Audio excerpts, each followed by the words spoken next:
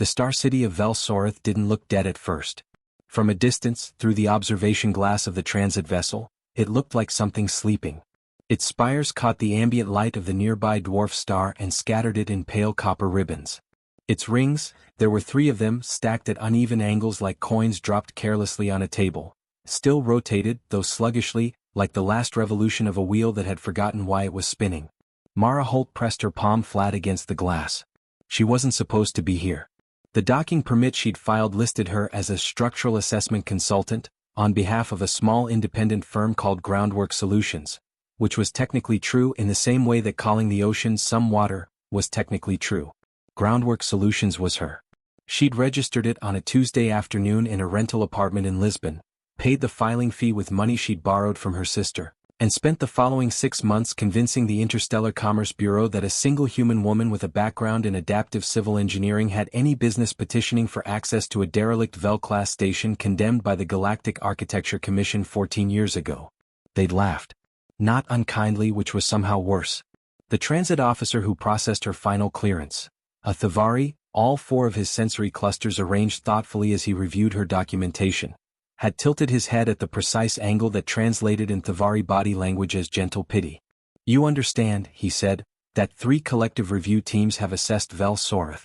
The conclusion was unanimous and was reached through the Oren methodology, which is not a simple process. It models 42,000 structural and thermodynamic variables simultaneously." "I know," Mara said. The findings were not borderline. The station's core lattice experienced a meridian collapse. That's not damage. That's a category. It means the structural logic of the entire. "I've read the report," she said. "All 9 volumes." He looked at her the way people look at someone who has just announced they plan to swim across an ocean. Not with anger. With something quieter and sadder than anger. "The commission has marked it as a heritage ruin," he said. "It's protected. You can assess. You cannot touch anything without a Stage 2 development permit, which I've also filed." She slid the document across his desk. "It's pending review." He stared at the document. Then at her. Then back at the document. "This was filed 3 days ago." "Yes. Stage 2 reviews take a standard cycle. 14 months. "I'm aware. So you've come to assess a station you cannot yet legally modify, on behalf of a firm with no prior Vel-class experience, using a methodology you have not disclosed in your application, to potentially rebuild something that the 3 most respected engineering collectives in this arm of the galaxy have already deemed structurally irrecoverable." Mara picked up her bag. "That's a very accurate summary," she said, and walked toward the boarding gate. The Galactic Architecture Commission maintained a small observer post at Vel-Soreth. A sleek, pressurized module bolted to one of the station's outer rings like a barnacle on the side of a shipwreck. It housed a rotating team of 2 commission observers, whose job was to monitor the station's ongoing degradation and update the heritage preservation logs. When Mara's shuttle docked, both observers were waiting. Their names, as they introduced themselves, were Architect Senior Vale and Architect Adjunct Sen. They were Uvari, a species whose bodies were narrow and very tall, with elongated fingers and a bioluminescent stripe that ran from each temple down to the jaw, flickering in patterns that served as a secondary communication channel beneath their spoken words. Vale's stripe pulsed in a slow, cool blue as he reviewed her credentials. Mara had spent enough time around Uvari to know that cool blue meant contained skepticism, the kind a person maintains when they've decided in advance that being openly dismissive would be unprofessional. "You're the groundwork consultant," he said. "Mara Holt." "Yes. Your application listed adaptive civil engineering as your primary discipline." "That's correct." "Adaptive civil engineering," Sen repeated. Her stripe was doing something more complex. A flicker pattern Mara didn't fully recognize, though she caught the edge of it. Something like bafflement held at a careful distance. "That's a terrestrial discipline.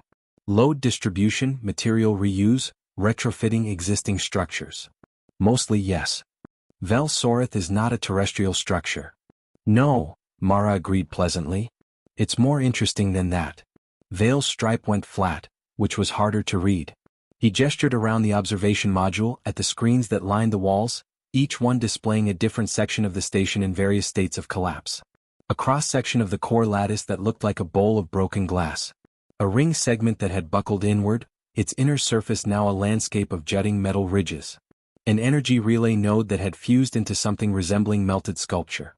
Velsorith was built 400 years ago by the Sel Maru Collective, he said. Their engineering tradition was based on what we call resonant coherence. Every structural element was tuned to a specific harmonic frequency. The entire station functioned as a single unified system. No element was passive. Every beam, every joint, every conduit was load-bearing in the harmonic sense, not just the physical sense. I know, Mara said. When the core lattice failed, a cascading harmonic desynchronization triggered by a stellar flare of an unusual spectral signature. It didn't just break the structure. It broke the logic of the structure. The resonance patterns that held the system in coherence are gone. To rebuild Velsorith using Sel Maru methods would require recreating those patterns from scratch, which would require either a functioning Sel Maru resonance forge, of which none exist, as the Sel Maru have been extinct for 2 centuries, or a complete harmonic remapping of the station's geometry, which our modeling suggests would take between 60 and 90 standard years and resources equivalent to the GDP of a mid-tier interstellar nation. He paused. You have filed a Stage 2 permit, he said. And you are one person. 2, Mara said. My sister is joining me next week. She does logistics. The silence in the room was of a particular quality. The kind of silence that forms when people are being very deliberate about not saying what they're thinking. Sen's bioluminescent stripe had settled into a pattern Mara finally recognized. Sadness for someone who doesn't yet know they're lost. Mara's sister Claire arrived 9 days later, because the transit schedule from the nearest hub was irregular and Claire had missed the first connection due to a mix-up involving her luggage and a cargo drone. She came through the docking collar dragging a case the size of a small refrigerator and wearing an expression of profound irritation that softened slightly when she saw Mara. You look terrible, Claire said. I've been sleeping in the survey module. The one bolted to the broken ring? It's the only one with a window that faces the interior atrium. I need to see it in natural light. The artificial spectrum in the observer post is calibrated for UVARI visual range. I was missing about 30% of what I was actually looking at. Claire set down her case, looked around at the survey module, which was small, drafty in the way that pressurized spaces sometimes were when their seals were aging, and covered in Mara's notes, and said, Okay. Walk me through it. This was the thing about Claire.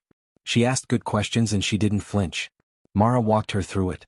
The Sel Maru had built Velsorith on a principle that the Commission's reports described as resonant coherence, which was accurate but incomplete. What the reports measured was the effect, the harmonic tuning of structural elements. What they were less precise about was the intent behind it.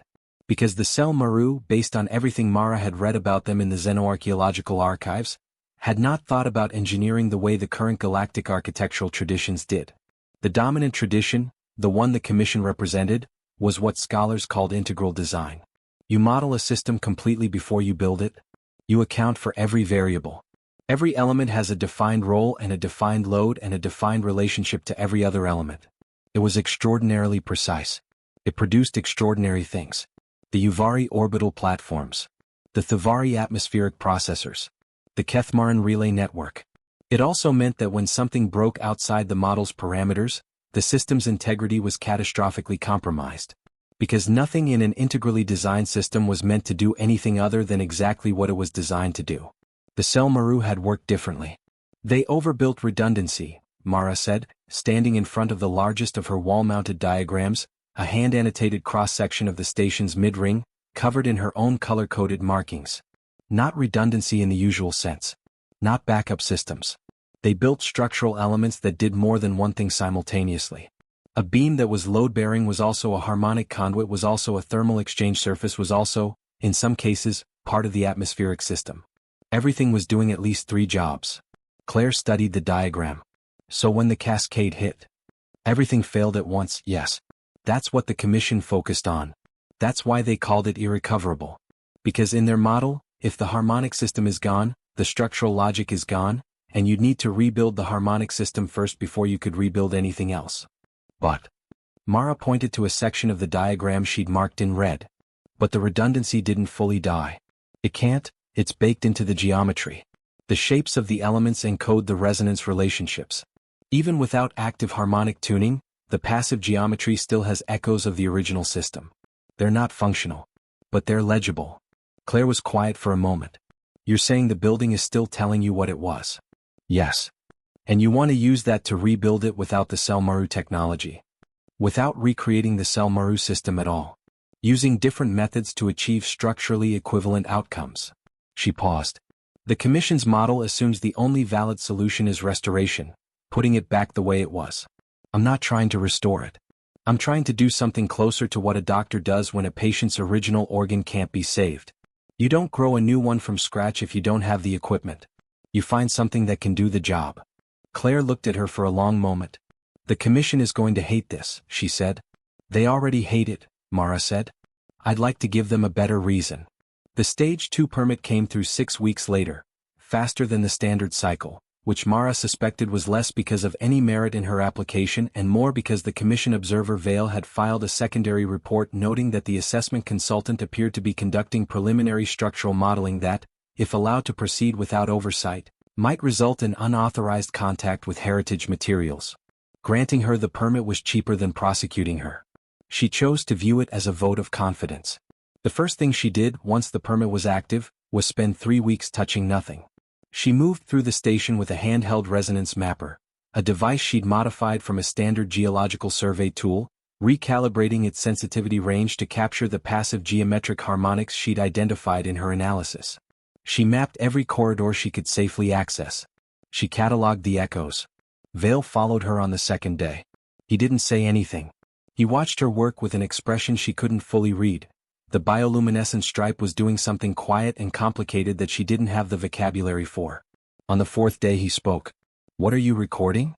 Passive harmonic residue, she said. The geometry still holds the memory of the original resonance relationships. I'm building a map of what the system wanted to be. That data is already in the Commission archives. Not at this resolution. And not annotated for what I'm looking for. He watched her for another few minutes. What are you looking for? She showed him the mapper's display. A three-dimensional web of faint signal lines, color-coded by frequency range. Structural elements that are still doing at least 2 of their original jobs. The harmonic function is gone.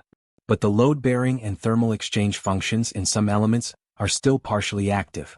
Those are my anchors. Vale studied the display. His stripe flickered, a very fast pattern, gone before she could read it.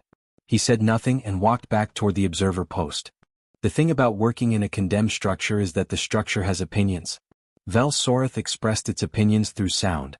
The station groaned in 3 distinct registers, a low, constant vibration that Mara eventually stopped noticing, a mid-frequency creak that meant thermal expansion as the dwarf star's light cycled through the observation windows, and a sharp, irregular clatter that she spent 4 days tracking to a section of the eastern ring where a failed support strut was making intermittent contact with a loose panel. She secured the panel with a clamp she'd brought from her supply kit. It was a heavy-duty construction clamp, bright orange, designed for terrestrial use. It sat against the station's copper and silver metalwork like a crayon mark on a museum painting. Vale saw it the next morning. He stared at it for a long time. That is not a Vel-class approved fastening material, he said. I know. But the panel was going to work loose and hit the strut and eventually compromise the strut's remaining load capacity. The clamp stops that while I work on a permanent solution. The Commission archives have 347 approved fastening materials for Vel Soreth's exterior alloy composition. Yes. And the nearest supplier for any of them is 11 days away by cargo transit. She looked at the clamp. The clamp is holding fine. Vale's stripe went cool blue again. She thought about explaining further, about how the choice wasn't between the right tool and the wrong tool, but between the available tool and no tool, and how the entire history of her discipline was built on that distinction, but she could tell he wasn't ready to hear it yet. She went back to her mapping instead. The rebuild proper began in the 4th month. Not at the core, that would come later when she had enough anchor points established. She started at the periphery of the eastern ring, in a section that the Commission had classified as Tier 3 degradation, significant structural compromise, but not yet in active collapse. She was working with a small team by then. Claire on logistics and supply coordination, a structural welder named Osei who had worked in orbital salvage for 15 years and had the particular gift of understanding what metal wanted to do when you weren't looking at it, and a Thavari systems analyst named Quiv who had answered Mara's employment listing with a message that said simply, "This is the strangest job posting I have seen this year. I am interested." They worked with what was there, supplemented by what could be sourced within reasonable transit windows. The Commission's approach to the station's damaged elements would have been removal and replacement. Extract the compromised material, install certified replacements of equivalent specification. Mara's approach was different. She was looking at each damaged element and asking a different question. Not what should replace this, but what is this still capable of doing and what else could it do? The eastern ring's inner support lattice had partially collapsed. A 40-meter section where the original cell Maru resonance joints had failed and the load had shifted catastrophically. The Commission's report had recommended full extraction of the failed section and replacement with temporary shoring until certified structural restoration could be conducted. Mara looked at the failed section and saw something else. The collapse hadn't been random. The geometry of the failure, the specific angles at which elements had buckled, the precise locations where they'd held, traced a pattern that matched, almost exactly, an alternative load distribution geometry she'd identified in the passive harmonic mapping. The section hadn't just failed.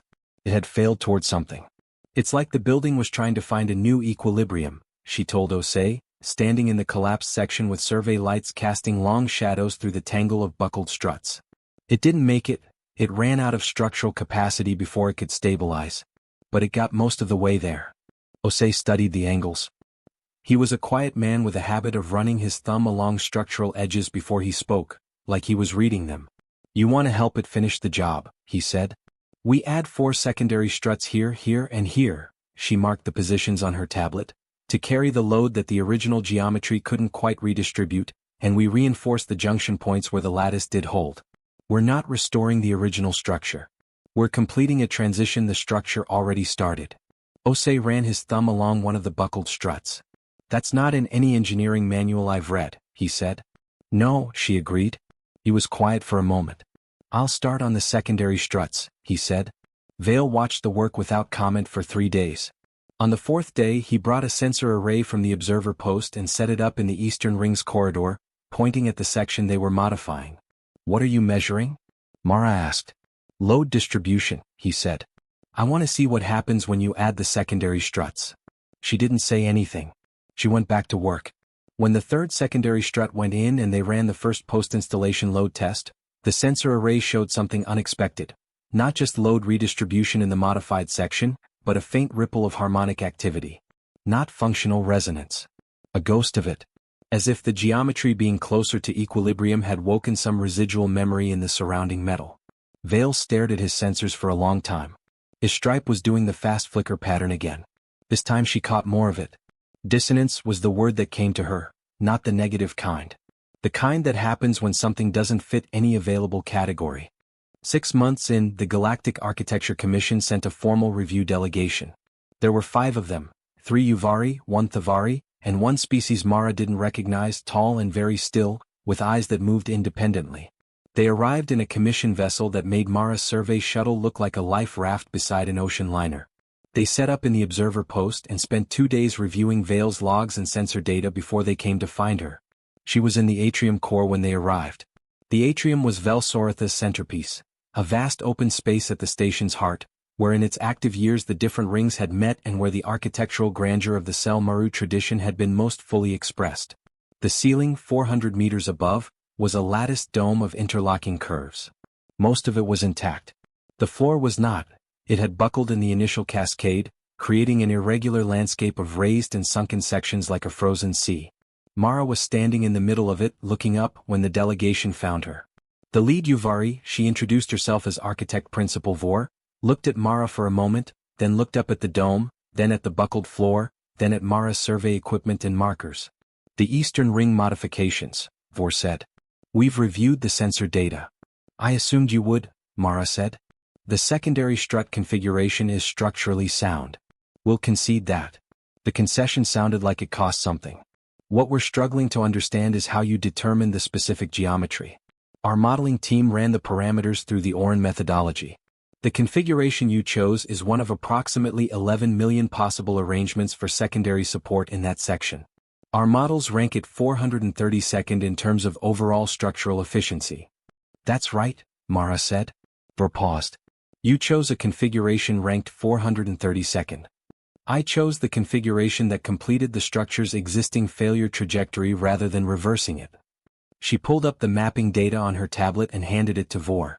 Configurations 1 through 431 are more efficient if you're building from a stable baseline.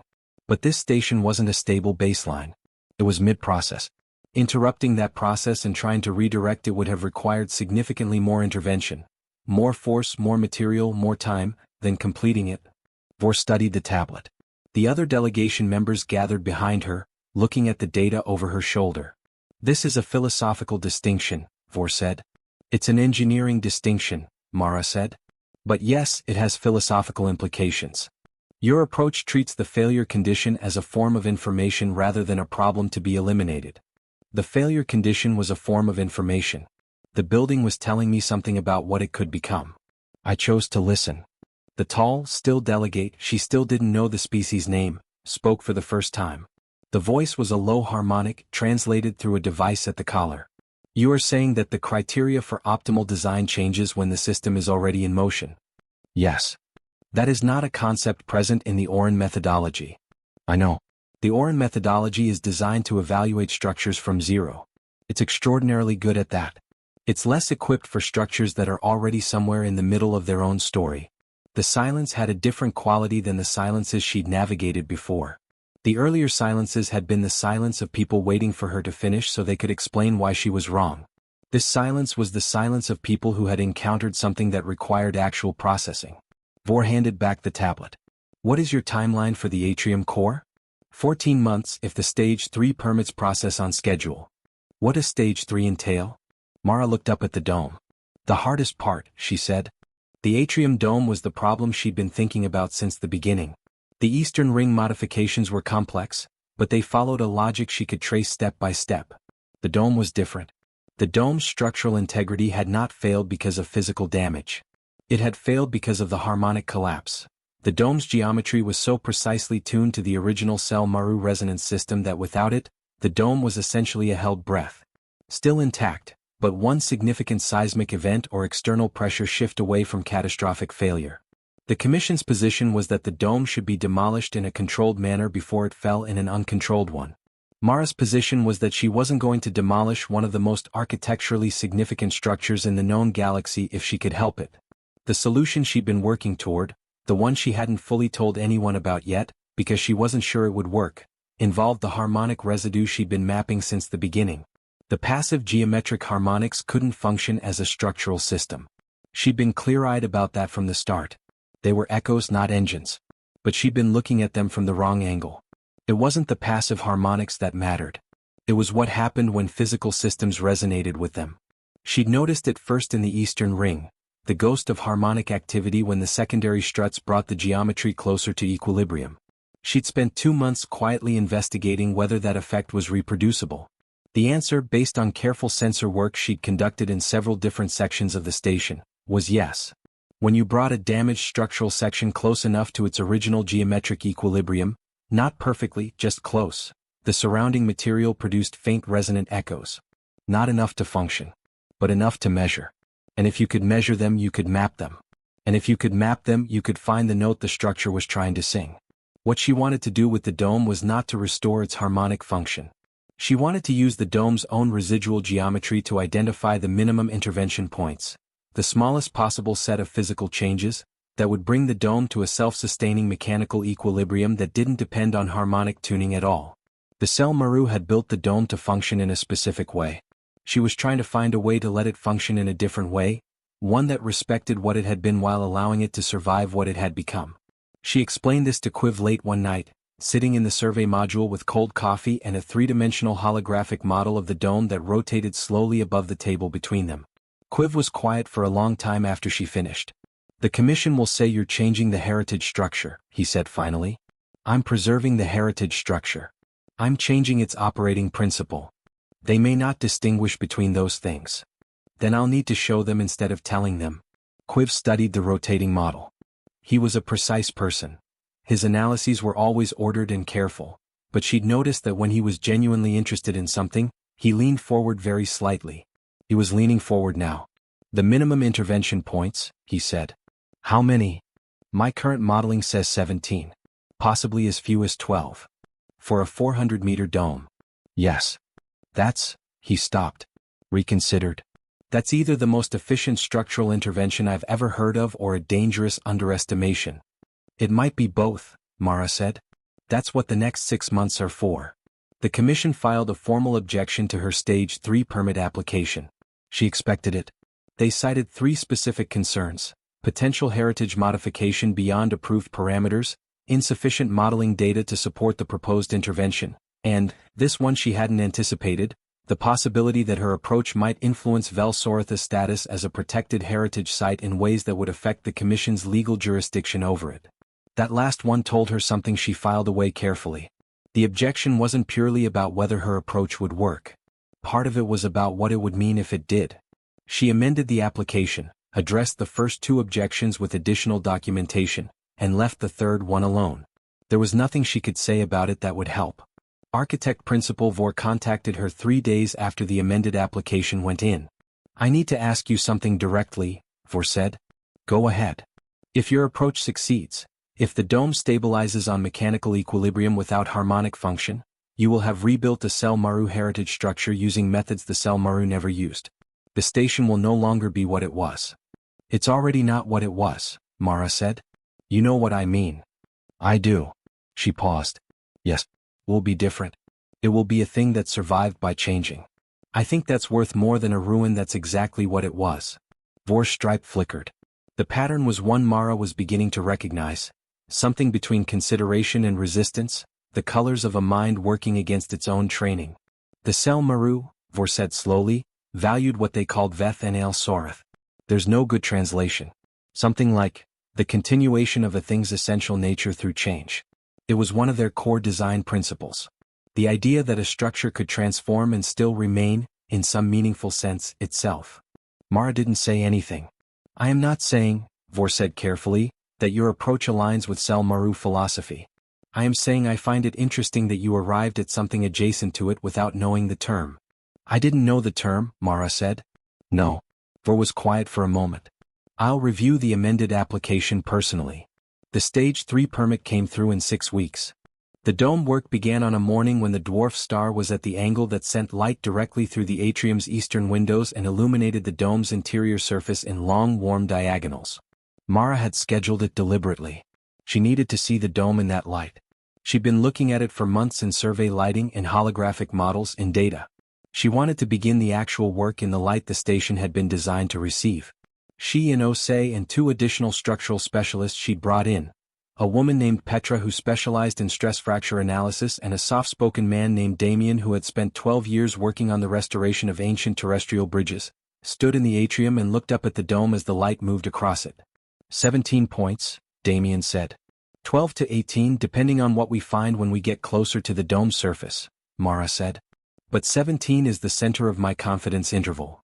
You've worked on older structures than this? Petra asked Damien. Terrestrial ones. 19th and 20th century suspension bridges, mostly. He tilted his head back, studying the dome. The principle isn't entirely different. Old bridges weren't designed to code. They were designed by feel, by builders who understood materials intuitively but couldn't model the physics formally. When they fail in ways that formal modeling doesn't fully predict. You have to read the failure in the thing itself. That's what she's been doing, Osei said. He was looking at Mara. That's what I've been trying to do, she agreed. They went to work. The first 3 intervention points went exactly as modeled. The 4th revealed something unexpected. At the 40-meter elevation on the dome's northwestern quadrant, when Petra's crew opened the access panel to reach the intervention point, they found that the Sel Maru had built something inside the dome's double-wall structure that didn't appear in any of the Commission's surveys or the station's available schematics.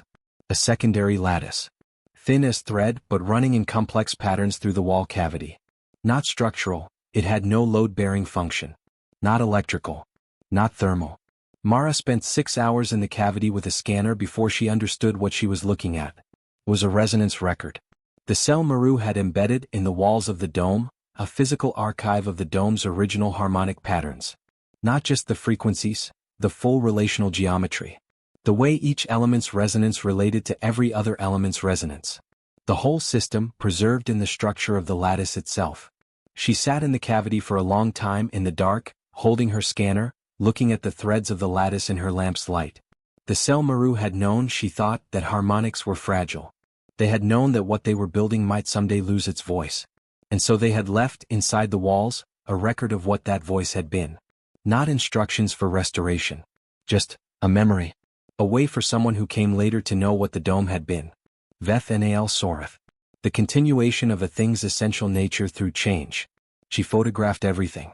She documented the lattice in full, cross-referenced it against her passive harmonic mapping data, and sent the raw files to Claire with a note that said, "Don't share this yet. I need to think." She continued the dome work. 17 intervention points as modeled. When the last one was in place and they ran the load test, the dome settled, a long, slow redistribution of stress that took 4 hours to reach equilibrium. They sat in the atrium and watched the structural sensors in real time, the numbers shifting, the load patterns reorganizing. When the sensor stabilized, Petra said, "It's holding," in a voice that didn't fully believe what it was saying. The dome was holding. Not the way it had been designed to hold. Differently. Through a mechanical equilibrium that the cell Maru had never intended, that the Commission had never modeled, that no formal methodology Mara was aware of had described. Through a logic that had been learned, in part, from the structure's own record of itself. Architect Principal Vor arrived at Vel Soreth 14 months after Mara had begun work. The Commission Observer post had been upgraded twice since then, first to accommodate the review delegation, then to accommodate a semi-permanent team that had been quietly studying Mara's methodology for the past 8 months. Vale was still there. His reports, which Claire had obtained through a Freedom of Records filing, had shifted in tone so gradually that no single entry marked the change, but reading them in sequence you could trace a mind moving, from assessment consultant continues unconventional approach to structural results of unconventional approach require further study to, most recently, recommend extended documentation of methodology for theoretical review. Vor walked through the eastern ring first. The corridor was straight and solid, the modified section indistinguishable by eye from the sections that had never failed. Then she went to the atrium. She stood in the center of the floor looking up at the dome. The light came through the eastern windows at the angle Mara had first worked in. The dome's interior surface caught it and did something the Commission surveys had never mentioned.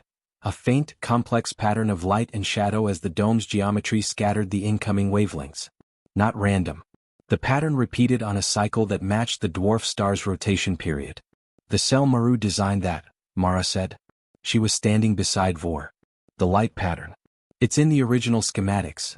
The dome's interior geometry was calibrated to produce that effect at certain solar angles. I didn't know about it until I found the resonance record in the walls. But my intervention geometry preserved it by accident. By accident, Vor said. I was following the dome's own geometry. The light pattern is a product of that geometry. I didn't design it. I just didn't destroy it. Vor was quiet for a long moment. The resonance record, she said. You found it 4 months ago. Yes. You didn't report it to the Commission immediately. I reported it when I fully understood what it was. That took 3 months. And the 4th month? I spent it thinking about what to do with it. Vor turned to look at her. The bioluminescent stripe was doing something Mara had never seen from a Uvari, a slow, rolling pattern, deep gold shifting to amber, that she had no word for. What did you decide? The resonance record is a heritage document of significant cultural value. It belongs in the Commission archives. I'm donating it. She paused. I'm also proposing that it be housed here at Vel Soreth, in a permanent interpretive installation in the atrium, so that people who visit the station can understand what it was, alongside what it is. What it was and what it is, Vor repeated. They're not the same thing. But they're part of the same story. Vor looked back up at the dome. The light pattern shifted slowly as the star's angle changed. The Commission is going to want to discuss your methodology, she said. Formally. At the next full convening. You would be the first non-commission entity to present before a full architectural convening in 40 years. I know, Mara said. I've thought about what I would say. What would you say? That I didn't prove anything about human ingenuity. I didn't prove that any particular method is superior. I proved that there are different kinds of knowledge, and that they're not in competition with each other, they're in conversation. The Oren methodology knows things I don't know. My methodology knows things the Oren methodology doesn't know. The dome is standing because I used both, and because the cell Maru 200 years ago had the wisdom to leave a record that I could read. She looked up at the light. I didn't rebuild Vel Soreth despite the galactic architectural tradition. I rebuilt it because of it, because of the cell Maru tradition that built it, and the Commission tradition that preserved it, and my own tradition that taught me to listen to what a broken thing is trying to become. Vor was silent. Her stripe pulsed once in a color Mara had never seen it before. Warm, clear, unambiguous. Recognition. Vel-Soreth reopened 14 months later. Not all of it. The full restoration would take years more, and there were sections Mara had designated for careful long-term work rather than rapid intervention. But the eastern ring was operational, the atrium was open, and the dome stood above it all in its recovered light. The opening was not a grand ceremony. Mara had specifically requested against a grand ceremony. There was a small gathering in the atrium. The team, the commission observers, Vor and 2 other architects, a handful of journalists from interstellar media outlets whose editors had been skeptical that the story was worth covering and were now less skeptical. Claire had sourced food from 6 different species' culinary traditions, which was either a diplomatic achievement or an ambitious disaster, and turned out to be mostly the former. Mara stood near the center of the atrium floor and watched people move through the space. She watched a pair of Thavari visitors tilt their sensory clusters upward to look at the dome.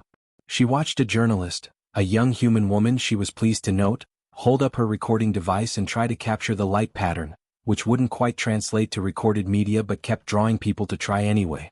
She watched Vale stand at the edge of the room with a stillness that she had come to recognize, over the past 2 years, as his version of being moved. She thought about the resonance record, now digitized and archived and installed in a reading room off the atrium's east corridor. A quiet room with good light, where you could sit and look at the physical record the Cell Maru had left inside their own walls and follow the relationships between the harmonic patterns and understand, even without the engineering background, that this was an act of care. Someone had looked at what they were building and thought, someone will come after us and they will need to know what this was. Osei appeared beside her with 2 cups of something warm. How does it feel? He asked. She considered the question seriously. Strange, she said. I spent 2 years thinking about what the station needed. Now that it doesn't need me anymore, I'm not entirely sure what to do with myself. You have the Western Ring. The Western Ring is a different problem. Different failure modes, different geometry. She paused. I'll need to start the mapping from scratch. Terrible news, he said drily. She almost smiled. Yes. The light shifted. The dome's pattern moved across the floor in slow arcs. Somewhere in the walls, in the lattice threads the Cell Maru had woven into the stone, the memory of what the dome had been continued to exist, not as a ghost, not as a wound, but as a resource. A record that said, this is what we knew and we trusted that knowledge to outlast us. Mara thought that was the thing worth saying when she spoke at the commission convening. Not that humanity was stubborn or ingenious or undefeatable. Those things were sometimes true and sometimes not, and they were less interesting than the real story. The real story was that knowledge was patient. That a broken thing could hold its own history inside itself. That listening, actually listening, to sensors and to silence and to the grain of metal that had been shaped by hands 2 centuries gone, was itself a form of engineering. That the distance between impossible and merely not yet attempted was sometimes very small, and the tool you needed to close it was not cleverness, was attention. 3 years after Mara Holt first docked at Vel-Soreth with a borrowed case of survey equipment and a Stage 2 permit no one expected her to use, the Galactic Architecture Commission published a methodological supplement to the Oran methodology. It was titled, in the Commission's typically precise and somewhat airless naming convention, Supplement 7. Dynamic State Structural Analysis, Frameworks for Evaluation of Systems Under Active Transition. The lead author was architect principal Vor. The acknowledgments, unusual for a commission publication, included a personal note. It read, this supplement would not exist without the work conducted at Vel-Soreth by M. Holt and the Groundwork Solutions team, whose approach to structural intervention in heritage structures opened methodological possibilities that formal review had not anticipated. The author notes with particular interest that the core insight, that a system in transition contains information about its own optimal path forward, is not new. It is present in different language in the Cell Maru design philosophy that produced Vel-Soreth itself. The supplement represents an attempt to formalize what was, perhaps, always implicit in what we were studying. Mara read this in the survey module she still used when she was working at the station, the one bolted to what was now the fully restored Eastern Ring, no longer drafty, its seals replaced in the 2nd year of work. The window still faced the interior atrium. She still used it for the light. She read the acknowledgement twice. Then she forwarded it to Claire, who responded within minutes with a message that was entirely lowercase and said only, okay, that's actually kind of beautiful, I'm not crying, you're crying. She forwarded it to Quiv, who sent back a carefully formatted analysis of the supplement's methodological implications with a brief postscript that said, also, well done. She forwarded it to Osei, who didn't respond for 2 days and then sent a photograph. It was a picture of the Eastern Ring corridor, taken from the section they'd modified first. The section where the structure's failure trajectory had been completed rather than reversed. The orange clamp was still there. She hadn't removed it when the permanent solution went in. She'd asked Osei to leave it, and he'd understood without her explaining why. The photograph was taken at the angle where the corridor's light came in at the same warm diagonal as the atrium dome's best hour. The clamp sat in the middle of the frame, bright orange against silver, exactly what it was. A temporary thing that had done its job, left in place as a reminder that the available tool and the right tool were sometimes the same tool, if you were paying enough attention. She printed the photograph and pinned it to the wall above her workstation. The Western Ring was not going to map itself. She picked up her scanner and went to work. Indy.